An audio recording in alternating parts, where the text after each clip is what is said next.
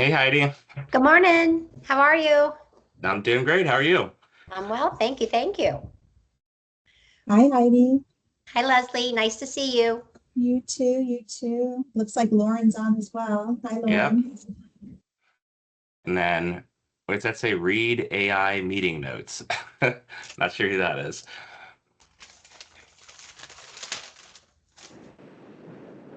Hello, I'm just driving, Oh, okay, great. as always. Perfect. Hey, Hey Megan. Megan. Good to see you. We're just waiting just a minute, maybe a minute longer, just to let everybody join in who's going to attend today. So glad to see everybody so far.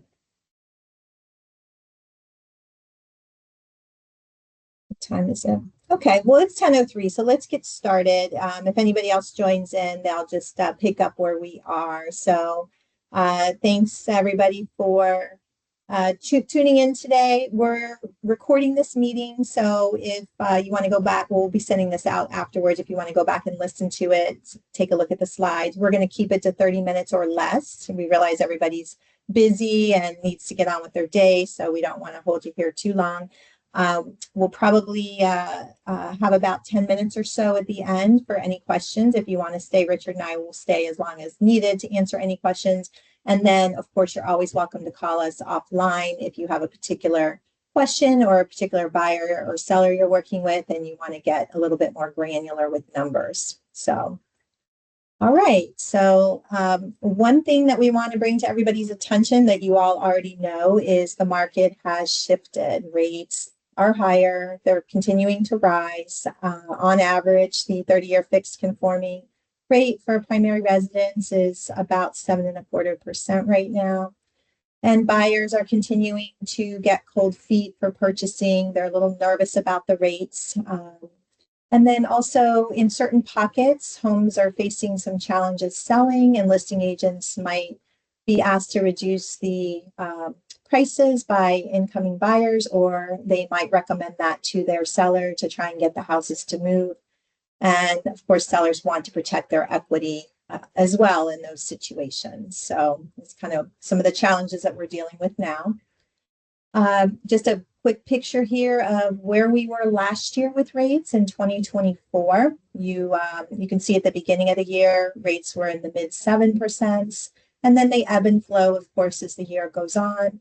Back in late August, early September, they were hitting some of their lowest points in the mid sixes. And then right after the Fed meeting in September, we saw that sharper spike of rates going up, and they pretty much remained up since then, even through three Fed rate cuts. So the projections for 2025 here by some of the biggest mortgage predictors, you'll see on the left there. We're looking for average rates from anywhere from 6.8% down to 6%.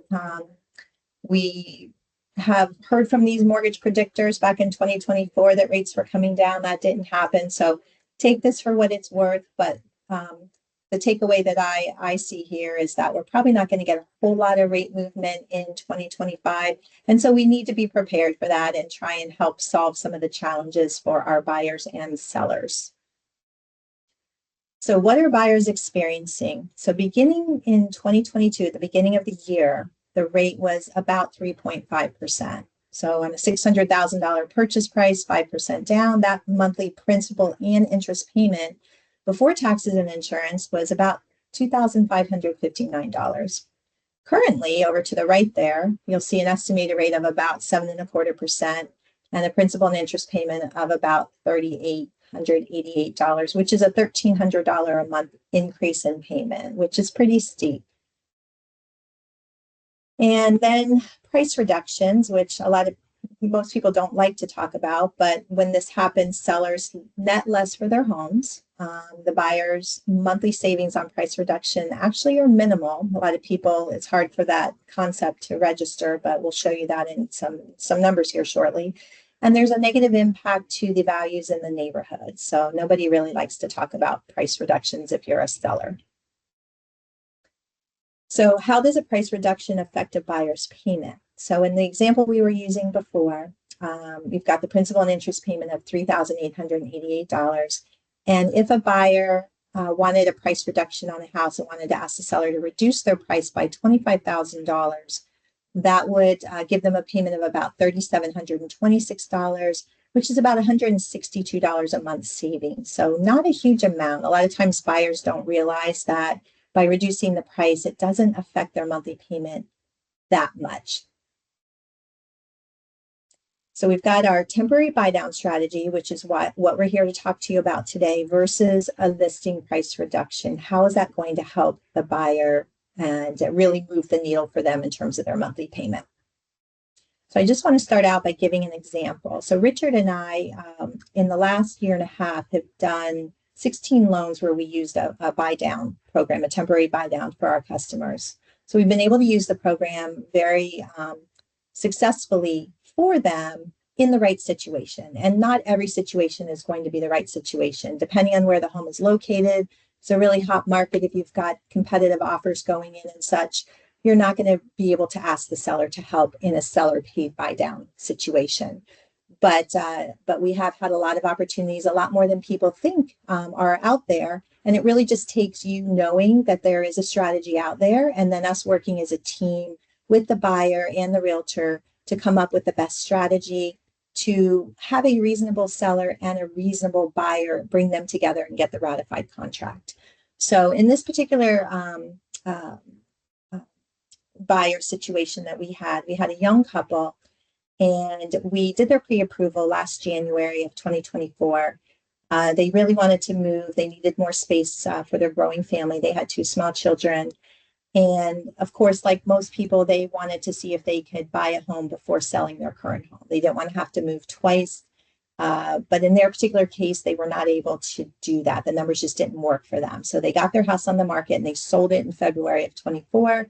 Their parents were generous enough to allow them to move into the house with the parents while they looked for another home. So they were looking the market. Of course, it was a spring market. It was a pretty hot market, and they were just running up against a lot of competitive offers. They were really dejected. For 6 months, basically, they were trying to find a home and just really were getting very frustrated. So in August, beginning of August, they saw a house come on the market that was perfect for their family. They went and saw it, loved it. But they told their agent they just didn't want to put an offer in because they couldn't escalate on price. It was really at the top of their price range. And so they were just going to sit it out.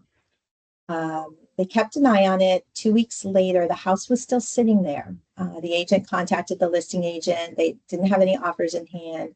And so that's when we got to work. The initial reaction from the agent and from the buyers were, let's go in and ask them to reduce their price by $25,000. And when Richard and I were brought in and we heard about that, we said, well, wait a second, let's see if we can do this a little bit better for both parties. So what we did was we presented a 2-1 buy down for them. The 2-1 buy down means you reduce your interest rate 2% the first year, 1% the second year, and in years 3 through 30, they're going to have the fixed rate for the remaining term of the loan.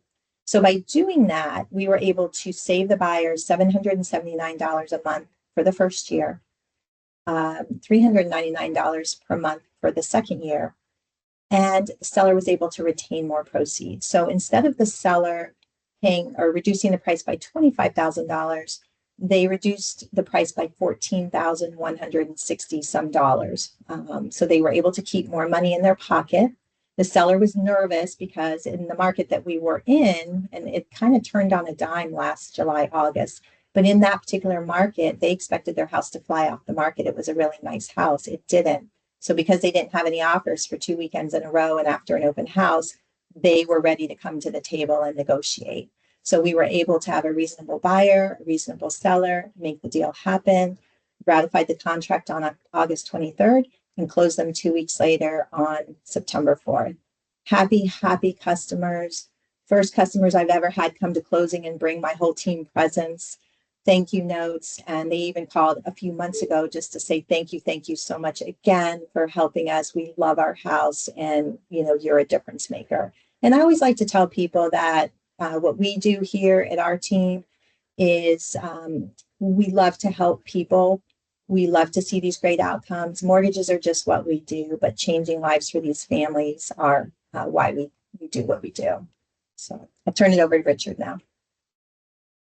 All right, thanks, Leslie. And yeah, it's definitely a great story and really drives home the point how through creative financing, we can help get some of these buyers off the fence and realize this dream that they've had for a while that may have seemed out of reach, but is now something that's possible for them. So for my portion, we're going to break down the temporary buy down program a little bit, go into kind of how the logistics of it works. So what is a buy down?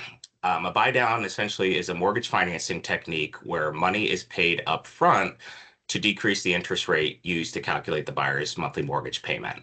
So there are two different types of buy downs. The first of which you've probably heard more often than the temporary buy down, and that would be paying discount points. So a permanent buy down is a scenario where the interest rate used to calculate the buyer's monthly mortgage payment is decreased for the life of the loan through paying those upfront costs in terms of discount points. A temporary buy down, on the other hand, is where the interest rate used to calculate the buyer's monthly mortgage payment is decreased temporarily, hence the name. So for a predetermined period of time. And you can see there's an example of the 2-1 buy down there underneath. So how does a temporary buy down benefit your buyers? So a buyer will receive a temporary reduction in their monthly mortgage payment, which could provide extra cash to assist them with other homeownership expenses. It's ideal for buyers who expect to see their incomes increase while waiting for interest rates to hopefully decrease in the future. It's great in situations where maybe there's a co-borrower or a co-buyer who's currently unemployed and is looking for a job and plans to return to the workforce in the next couple of years. And the biggest benefit is that in the event that the buyer were to refinance prior to the end of the buy down period, those funds do not get lost, so they can be used to offset future refinance expenses. So for sellers, how's that going to benefit them? So as Leslie mentioned before, you're able to avoid price reductions, you're able to maximize the net to the seller at closing, and ultimately attract an interest from a wider pool of buyers that may have previously been unable to afford your listing. So how does it work? So funds are collected at closing and placed into a special escrow account. The escrowed funds are used to cover the differences between the reduced payment rate and the note rate of the buyer's mortgage payment for the first 1 to 3 years. And this is just a visual example. So there are actually 4 different types of buy downs. So one of which Leslie mentioned during her story that she shared. So a 2-1 temporary buy down, you have a 2% reduction in rate for year 1, 1% in year 2, and then in year 3, through the remaining term of the loan, the interest rate would be at the original note rate. A 1-0 temporary buy down, the interest rate's only reduced for the first year, and then in year 2, through the remaining term of the loan, it would be at the note rate. And then the other 2 would be a 1-1 temporary buy down. So it's kind of in the middle between a 1-0 and a 2-1. Your interest rate's reduced by 1%, similar to the 1-0 temporary buy down, but it's for the first 2 years of home ownership before it reverts to the note rate. And then the 3-2-1 buy down would be the last one, and interest rate would be reduced by 3% for year 1, 2% for year 2, 1% for year 3, and then the note rate for the remaining term of the loan.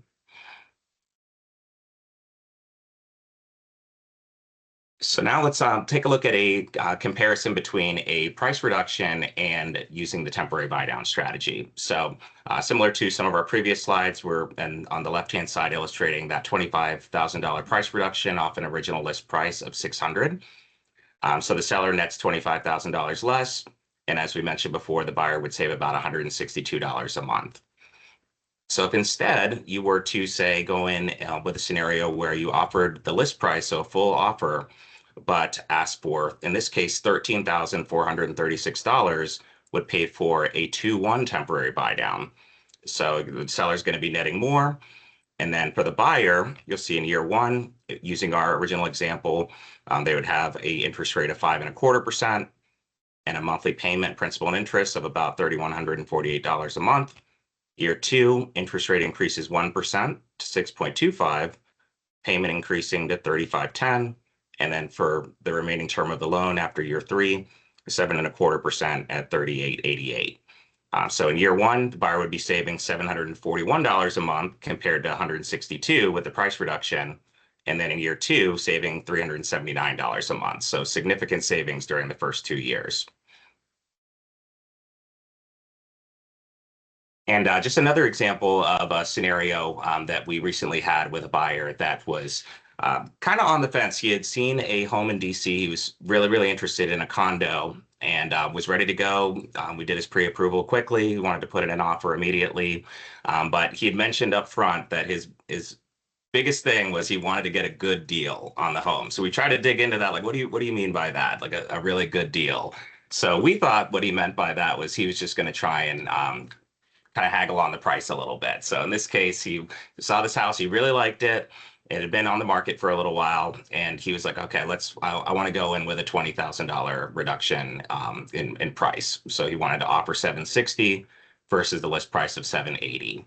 So at 780, at the current rates at that time, 6.625%. This was a VA loan, which is why the loan amount's higher than the purchase price. But his monthly payment would have been $5,743 a month. With his proposed offer, he would have had a monthly payment of $5612 a month at that same interest rate. So still a nice savings there, but he went ahead and placed the offer. And of course, we heard back from the listing agent pretty quickly that the seller wanted him to come up in price. He told them pretty much he wanted to get the list price of the home. If they didn't think that they overvalued it, that was his magic number. So of course the buyer was upset about that. He's like, okay, let me think about it. And ultimately, when we ended up talking with him a little bit more, it really wasn't about the price. It was really about the payment. So he had a goal. He wanted to pay off his car loan before stepping into his first home. So with that, after paying down payment, closing costs, and everything, he wouldn't have had much left over in reserves. So with the temporary buy down strategy, this would have allowed him to kind of rebuild his coffers and put him in a little bit more of a comfortable position. So what we had instead proposed, rather than asking for a $20,000 price reduction, why don't you offer $10,000 higher than the list price of the home, knowing that that was the seller's magic number, and ask for a $10,000 credit back. So the seller's still netting 780, but in this case, that $10,000 credit was able to be used to pay for a 1-year temporary buy down, which in the header there, you can see that costs about $6,300 in this case. And then you would still have some additional monies he could use if you wanted to buy the interest rate down a little bit further, pay for some of his closing costs. And ultimately, you can see there his monthly payment decreased much more than the price reduction. So to about $5,300 a month versus $5,600, at least for the first year. And then in year number two, monthly payment of $5,800 or so. So fairly close to what it would have been with a full price offer. So this was a great solution for him, and they went ahead and moved forward, and we were able to close the loan. So just another example of how you can use creative financing and that of the temporary buy down. And in this particular case, offering higher than the list price, which as long as the home allows in terms of the appraisal, you can ask for that money back to use it towards the temporary buy down.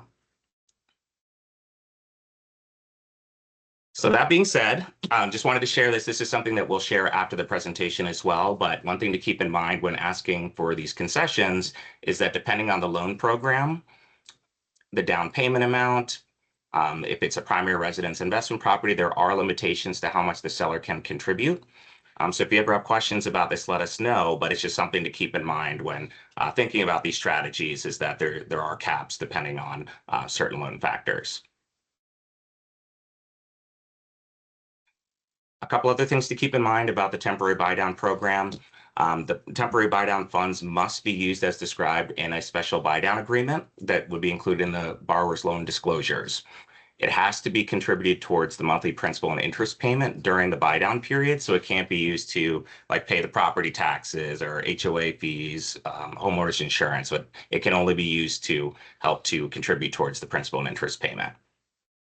The buy down funds can't be used to pay any past due mortgage payments. So if they're going to refinance or something, maybe they missed a mortgage payment, just know that couldn't be used to kind of catch them up.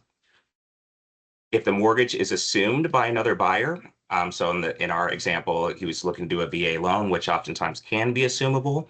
That is something that can be rolled over to the new buyer to help to reduce their mortgage payment during the original term of the buy down. In the event the borrower were to recast during the buy down period, the escrowed funds can continue to be used to reduce the mortgage payment under the original terms of the agreement as well. And then last but not least, we talked about this benefit a little bit earlier, but in the instance where if they were to sell the home or refinance the home during the buy down period, any remaining funds left in that escrow account will be applied towards the mortgage's outstanding balance. So I always explain it to buyers as, hey, this is a benefit on the back end from the seller to help pay for some of your closing costs.